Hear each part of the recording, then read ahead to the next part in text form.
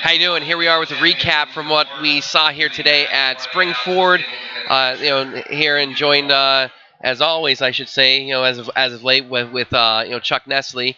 You can disregard the Springford attire he's wearing. He worked a shift today, volunteering, helping out. The down on the floor, main floor, they're just getting ready to go over to team stuff. No secret. Boyertown won it. I think they won by 12 points. When it was all said and done, the smoke settled over O&J Roberts. Flip-flop from last week's result at the PAC tournament. And both teams having, Boyertown will get 9 qualifiers to regionals, and the Wildcats getting 8 in. So, we're just going to talk a little bit about what we saw today. So, final score was thanks for Chris Lloyd. 28.5. And O&J Roberts had, 116.5 points to get second. Methacton, I believe, was in third. Springford fourth. Upper Darby was the Central League's best showing at fifth. Norristown snuck in there at sixth, and Garnet Valley ended up seventh. So Chuck, let's get started. Tell us all what we saw. How many champs did the PAC claim? By my record here, I think I'm close. PAC-10 had 11 champs. Central League had 3. The Pac-10's overall record was 145 and 117. The Central League's overall record was 88 and 115. The Pac dominated the matchups against each other. They had the 93 to 66 advantage.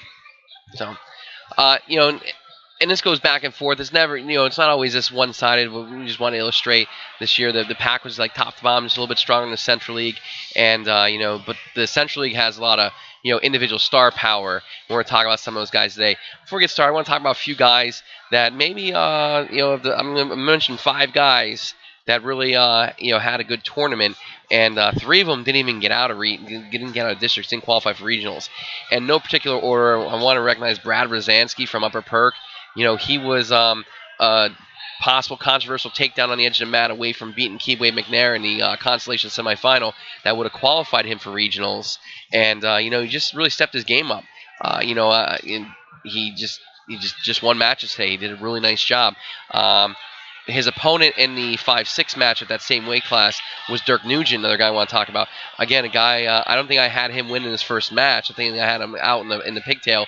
Again, he was right there in the Conti semifinal with a chance to go to regionals, sure. And just missed out on the opportunity. Yeah, 2 kids with just some studs in their weight class. Yeah, a little unfortunate. And they really made the best of what they did, or the situation they were in. One guy and another one, Alejandro Acosta, had throughout the day, he beat Tommy Mahoney from Garnet Valley in his first match, who he had lost to earlier in the season, and then he turned around and he beat Tony Ellis from Methacton, who's beaten him 2 or 3 times this week. And he just went out and he won matches. Unfortunately, couldn't avenge the loss to Matt Lepore from Springford, which was the Conti semi-match, would have put him into regionals. But I just want to recognize the fact he did have a nice tournament. And then the last 2 guys, again, no particular order. I'm going to go Christian Fox first because he was in order of weight. He came in. He was 10 and 8 on the year.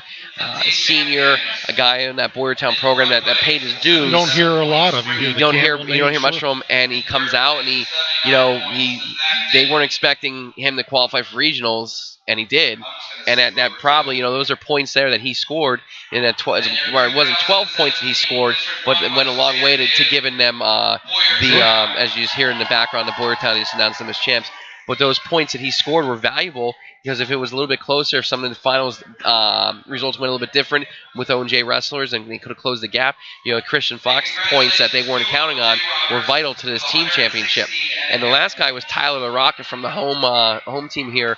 Springford, again, a guy who was on his back in the I think it was the 5-6 match last week. It was either 3rd, 4th, or 5-6 match with Mason Grohosky from Boyertown, and was dead to rights, got off his back and wins that match in overtime, and comes in today and wins 3 matches and qualifies for regionals. I mean, he actually might have won 4 because he won his consolation final match over Marlon Cephas, who was the runner-up in the PAC last week. So again, he's flipped that switch and turned it on here today, and maybe he builds upon that next week, and who knows what's going to happen because, like you said, he did wrestle well. those are just like 5 guys I said I just wanted to mention, talk about, and recognize Good for their finds efforts. by you. Yeah, thanks. Yeah. So, let's talk, Chuck. Let's talk what stood out to you today. We're not going to go weight by weight. We'll talk. We'll pick off a few here. Maybe go three or four each, and we'll call it a night. We won't bend your ears too long. I believe the District 1 West is the strongest district. I think you have 6 out of the top 8 teams in this district. Hey, you fans of the Central and East, sure. That's Chuck Nesley. Don't hesitate to let him know. It's like arguing that Tom Brady's not the best quarterback, or Ric Flair's not the best wrestler, or possibly that I'm not the best looking one of the two of us. It just doesn't make sense. Yeah. The District 1 West, I think, is the strongest. They have the 6 out of the top 8 teams, I think, in the district. And it's tough to get out of this district tournament. So if you did get out of this tournament, you earned it. And I wish them and everybody from the district the best of luck next week at regionals on their way to state. Case in point, Isaiah Mays, the top guys at 170. Tough tournament today, sure. Tough day. He didn't have his best stuff. But when push came to shove, it was just a tough weight class. It was solid all the way, up and down. There was one thing we talked about. There was like 8 guys that were serious contenders for those 4 spots to go to regionals. So, a couple big matchups. Mount Wild got the best of Meredith again, 3-2. 6-1 that was a matchup that them. we were looking forward to. Another one that we were really looking forward to was Fuentes Petrocelli, to see if the young buck could learn something from last week, but Fuentes got the best of him again. Cronin dominated at 138 there over Hutchinson. Just a lot of good quality matchups here in the District 1 tournament. The Barry Livingston match was cool. Barry caught him and pinned him. Yep. Wasn't expecting that.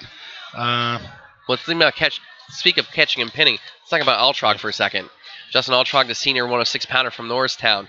I'm not patting myself on the back. I did pick him to win. I did not think he'd pin Dayton Del Vicio. Oh, yeah, 100%. Right. Yeah. Didn't think that was going to happen. I just feel like Altrog's wrestling well right now.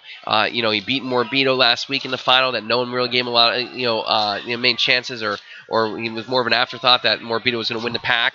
And then he comes today and he makes his way to the final and working like fashion. And then I felt he was going to be too fit. Like I said in my preview, I felt he was going to be too physical for Dayton Del Vicio. Probably the most physical guy that he may have faced this year. And I'm not saying that I had it pegged, but in that scramble position, Altrog was unbelievably opportunistic to catch that low leg and that low leg cradle and pin him. Sure.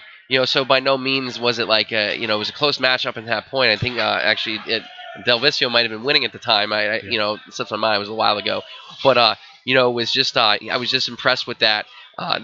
He made the most of the opportunities that were presented against him or present in front of him today.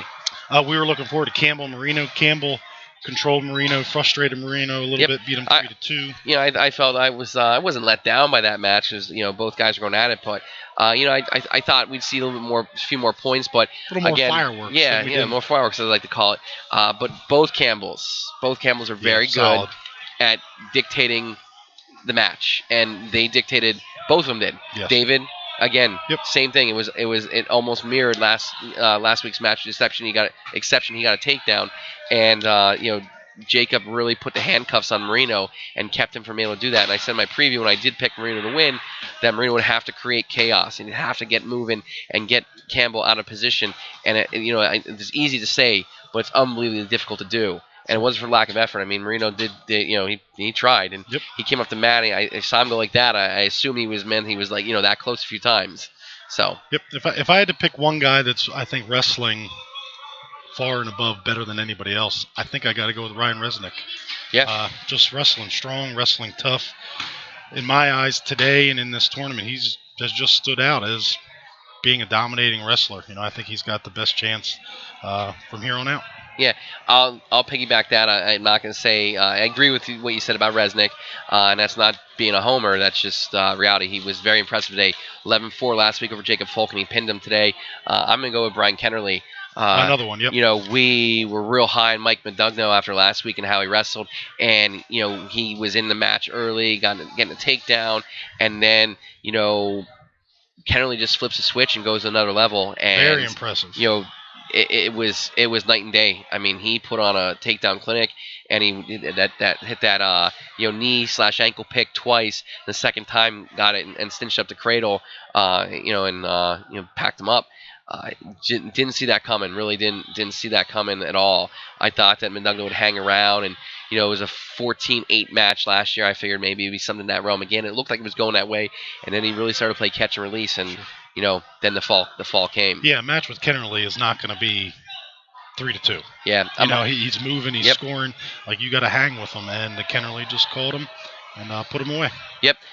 One thing I'm looking forward to next week and hopefully it happens, not saying it's going to happen, would be a rematch between Kennerly and Joe Doyle from Rock South. It was a match won by Kennerly early on in the season, and I think it was, believe it, Central Mountain at the Kingdom Mountain tournament back in December, I believe. I'm not positive, 100% positive, but it was it was a close match and something else to be looking forward to seeing those two go at it. This week brackets will be out soon for regionals, and truly is the best time of the year. Sure, everybody's looking forward to your predictions. I'm not sure everyone's looking forward to them, busting your stones. They're looking forward to. Yeah, I'm interested to see if anyone wants to speak up and tell me I'm wrong about something. Last year here, Chuck is my witness with leaving the table. We were down on the floor last year for the finals. A young man from Upper Darby came up to me and told me I was wrong on him, and I had him losing his pigtail, and he finished sixth. And again, totally okay. Like, just for fun, and totally enjoy doing the previews. And I do appreciate the feedback. Whether you're telling me I'm drinking too much Kool-Aid or not to drink too much Kool-Aid, it's or all something other than Kool-Aid. Exactly. Had some fun with doing it, and looking forward to doing the regionals again, and looking forward to covering regionals. Last year, in closing, if Chuck's got nothing else, I was gonna say last year regionals, what we did was, if for those who don't remember, we filmed a recap of the first night after all wrestling's concluded, and then that was up that night or early in the morning, so what happened if you didn't get to see it, and talk about some of the more exciting parts. And then we preview what is going to happen, or what we think will happen the next day. And we also were able to shoot a finals preview after the semis last year and get that up on the website before the finals started. And I know Bill Ruddock joined me last year, and I think Nate Heckenberger joined us at some point in time throughout the postseason. So look for that, and maybe some other special guests along the way. And of course, we'll be doing the regional final as well. So just looking forward to these next few weeks, and states and all that stuff. And absolutely, it's just like we said, most wonderful time of the nice year. Job by you guys again. Thanks for Springford for hosting a good event. Yep, thanks to Pat Nugent, did a great job as the master of ceremonies per se. And was around all day making sure everyone had what they needed. The table workers were great, Chuck included. Did a nice job on the clock today, and it was just a well-run operation here at Springford. You get a lot of volunteers from other coaches and teachers and stuff like that. And that's what makes it work. And the conversation comes up on the forum about like viable places to host, and Springford can go 3 mats across, but they can't go more than 3 and without losing seating. But nevertheless, like for this tournament, as good a venue as any to host something like this. Absolutely. So, Chuck, you got anything else? Nope, that's it. All thanks, right, we're gonna call it a night. Hey, as always, thanks. Appreciate you good being luck here with to us. all the kids who won and are representing District 1 West next week. Good luck. All right, folks. Take care, and we'll see you on the mats.